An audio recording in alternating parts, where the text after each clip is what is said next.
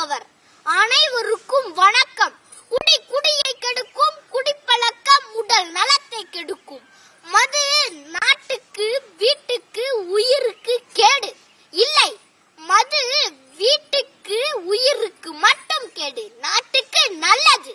வீர தமிழனாய் சரித்திரத்தில் இடம் பிடிப்பது அந்த காலம். குடிகார தமிழனாய் சாராய கடையில் இடம் பிடிப்பது இந்த காலம். போரில் புறமுதுகிடாது எதிர்த்து நின்றது அந்த காலம். டாஸ்மாக் பாரில் புறமுதுகிட்டு வீழ்ந்து கிடப்பது இந்த காலம்.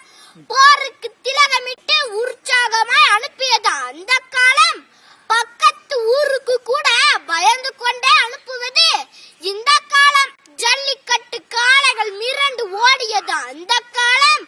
மனைவியும் குழந்தையும் மிரண்டு ஒதுங்குவது இந்த காலம். பகைவர்கள் பலரும் அஞ்சி நடுங்கியது அந்த காலம். குடிகார தமிழனின் 2 கைகளும் நடுங்குவது இந்த காலம். சிங்கம் போல வீறு கொண்டு நடந்தது அந்த காலம். ரொம்ப அசிங்கமாய் தள்ளாடி கொண்டு நடப்பது இந்த காலம். கொஞ்சம் கொஞ்சமாய் பணம் சேர்த்து நகை நட்டு வாங்கினது அந்த காலம். வீட்டில் உள்ள நட்டை கூட திருடி கொண்டு போய் வித்து குடிக்கிறது இந்த காலம். போருக்கு கூட்டம் கூட்டமாக ஓடி சென்றது அந்த காலம். பாருக்கு மந்தை மந்தையாக நடப்பது இந்த காலம். அப்பா மாலை வேளையில் வந்தவுடன் ஓடி சென்று கழுத்தை கட்டி அடைப்பது அந்த காலம். அப்பா வருவதை பார்த்த உடனேயே ஓடி சென்று கட்டிலுக்கு அடியில் பதுங்குவது இந்த காலம். எப்போது அந்த காலம் திரும்பும் என்று தெரியவில்லை. ஒரு குழந்தையின் நேரடி ரோல் மாடல் பெற்றோர்களே. நம்பிக்கையை, உழைப்பை, முயற்சியை, ஒழுக்கத்தை, நேர்மையை, ஒற்றுமையை, தியாகத்தை, ஈரத்தை, வீரத்தை, உதவும் மனப்பான்மையை, கீழ்ப்படிதலை என நற்பண்புகளை தந்தையிடம் இருந்துதானே கற்றுக்கொள்ள வேண்டும். ஆனால் இன்று பெரும்பாலான தந்தைகள் எப்படி இருக்கிறார்கள்?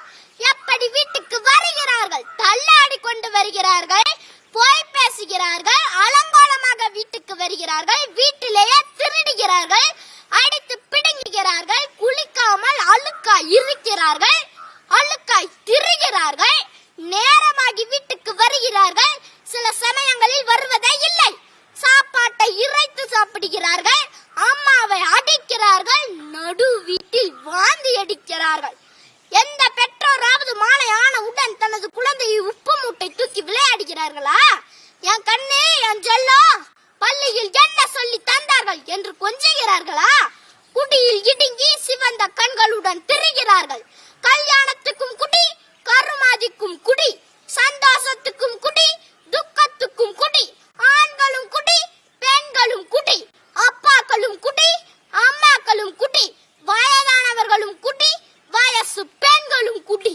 குடித்து குடித்து நாட்டை முன்னேற்று, குடி உயர்ந்தால்தான் கோன் உயரும் என்று எல்லோரும் நினைக்கிறார்கள் போலும்.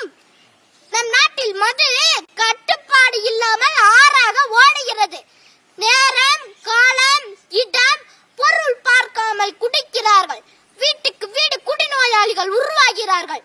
பள்ளி குழந்தைகள் தொடங்கி முதியவர்கள் வரை குடிநோயாளியாக இருந்தால் எதிர்காலத்தில் நம் மாநிலம் எப்படி முன்னேறிய மாநிலமாக மாறும்? வெறும் லாபத்துக்காக ஒட்டுமொத்த மக்களின் உயிரையும் பணயம் வைக்கலாமா? முன்பெல்லாம் கோயில்களிலும் பேருந்து நிலையங்களிலும் தான் பிச்சைக்காரர்களை பார்க்க முடியும். ஆனால் இன்று தமிழகத்தில் உள்ள அனைத்து மதுக்கடை வாசல்களிலும் சில பிச்சைக்காரர்கள் இருக்கிறார்கள். இவர்கள் மது பிச்சைக்காரர்கள். பிச்சை எடுத்தாவது குடிக்கிறார்கள். கற்கை நன்றே, கற்கை நன்றே, பிச்சை புகினும் கற்கை நன்றே என்றார் அரசனும் கவிஞனுமான அதிவீரராம பாண்டியன். குடித்தல் நன்றே, குடித்தல் நன்றே, பிச்சை புகினும் குடித்தல் நன்றே என்று தப்பாய் புரிந்து கொண்டு விட்டார்கள்.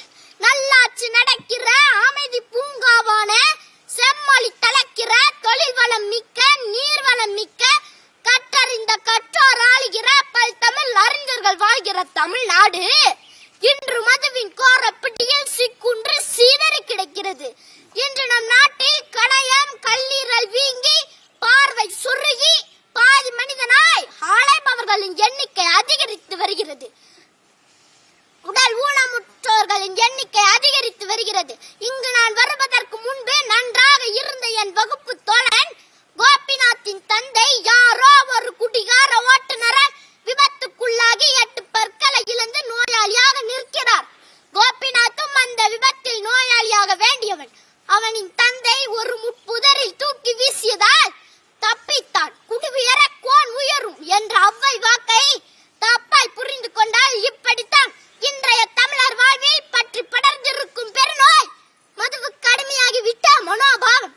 எம் தமிழினம் இந்த மோசமான நோயிலிருந்து மீண்டளவே முடியாதா என்ற அச்சம் என் மனதை அலைக்கழிக்கிறது.